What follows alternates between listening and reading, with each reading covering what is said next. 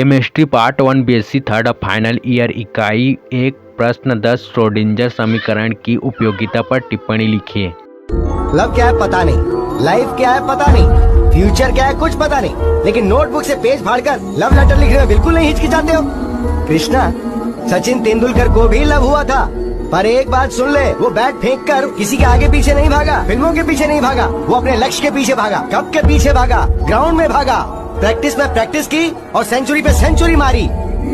फिर पैसा आया, फिर नाम कमाया और पूरी दुनिया में फेमस हो गया, और उसके बाद उसके पास प्यार भी आ गया। उत्तर ए। श्रोडिंगर समीकरण तरंग यांत्रिकी का आधार है। श्रोडिंगर समीकरण का उपयोग इलेक्ट्रॉन, परमाणु, अणु आदि कणों से संबंधित अनेक समस्याओं का हल करने के लिए होता है। श्रोडिंगर तरंग समीकरण एक द्विघात अवकल समीकरण सेकंड डिग्री डिफरेंशियल इक्वेशन है। इसके अनेक हल हैं, जिनमें से बहुत से हल निरर्थक व काल्पनिक हैं। संपूर्ण ऊर्जा E के कुछ निश्चित मानों के लिए ही फलन साई के संतोषजनक हल होते हैं। ये निश्चित मान आइगेन वैल्यूज कहलाते हैं। किसी भी परमाणु में ये आइगेन मान ऊर्जा के निश्चित मान बोर द्वारा प्रस्तावित विभिन्न ऊर्जा स्तरों के ऊर्जा मानों में लगभग समतुल्य है। ऊर्जा के इन मानों के संगत साई के मानों को श्रोडिंगर समीकरण के तरंग फलन, वेव फंक्शन अथवा आइगेन फंक्शन कहते हैं। किसी भी तंत्र के समस्त गुण उसके तरंग फलन से परिकलित किए जा सकते हैं। जैसे तुम मजा ले रहे हो, तुम्हारा टाइम है तो हम भी लेंगे, पर हम जब लेंगे तो फिर तुमको समझ में ही नहीं आएगा कि अब क्या करें प्रभु। श्रोडिंगर समीकरण में तरंग फलन साई इलेक्ट्रॉन तरंग का आयाम दर्शाता है। त्रिविम आकाश में किसी निश्चित बिंदु पर इलेक्ट्रॉन कण के पाए जाने की प्रायिकता प्रोबेबिलिटी साई स्क्वायर तरंग फलन के वर्ग के समानुपाती होती है। यह प्रायिकता कभी भी साई के समानुपाती नहीं हो सकती, क्योंकि आकाश स्पेस में कभी कभी साई का मान ऋणात्मक भी हो सकता है, किंतु प्रायिकता का मान कभी भी ऋणात्मक नहीं होता।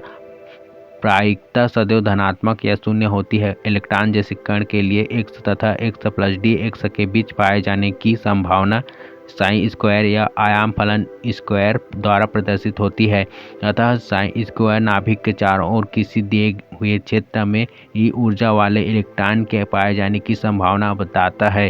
प्रायिकता का मान सदैव 1 होता है, क्योंकि x तथा x प्लस डी x परास या आयतन dv में इलेक्ट्रॉन कहीं न कहीं अवश्य पाया जाएगा। अतः प्रायिकता p समाकलन psi square 4 pi r square D R equal to 1। इस प्रकार नाभिक के चारों ओर उन स्थानों का पता लगाया जा सकता है जहां विशिष्ट ऊर्जा ई वाले इलेक्ट्रॉन के पाए जाने की संभावनाएं अधिक हैं। नाभिक के आसपास के क्षेत्र में इलेक्ट्रॉन के पाए जाने की प्रायिकता सर्वाधिक है। यदि नाभिक के चारों ओर स्थित त्रिविम आकाश 3 डायमेंशनल स्पेस का वह क्षेत्र जहां किसी विशिष्ट ऊर्जा ई वाले इलेक्ट्रॉन के पाए जाने की प्रायिकता सर्वाधिक है, परमाणुवीय ऑर्बिटल एटॉमिक ऑर्बिटल कहलाता है। क्योंकि इस एज में ना आप लोग का पढ़ाई पे भी मन लगेगा, लेकिन आप पढ़ने में कितना भी अच्छे हैं, एक बार अगर आप इस चक्कर पकड़ लाल पीला हरा की दुनिया में आ गए, बाबू सोना की दुनिया में, फिर आपकी पढ़ाई में मन नहीं लगेगा। लेकिन अभी ना बाबू सोना, ना रोना धोना, सिंगल रहना।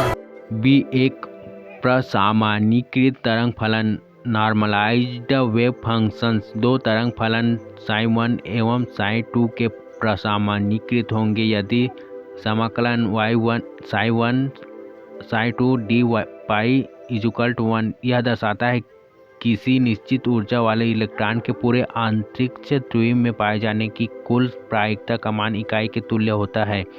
2 समकोणीय तरंग फलन ऑर्थोगोनल वेव फंक्शंस। 2 तरंग फलन साई 1 एवं साई 2 आपस में समकोणीय होंगे यदि समाकलन Sai 1 Sai 2 D pi equal 0। Mummy मेरी शादी कर दो जून या जुलाई में, मम्मी मेरा दिल नहीं लगता कॉलेज की पढ़ाई में। यही मूड है मेरा सुबह से, यही गाना गा रहे हैं, मेरे दिल को भा गया है ये गाना।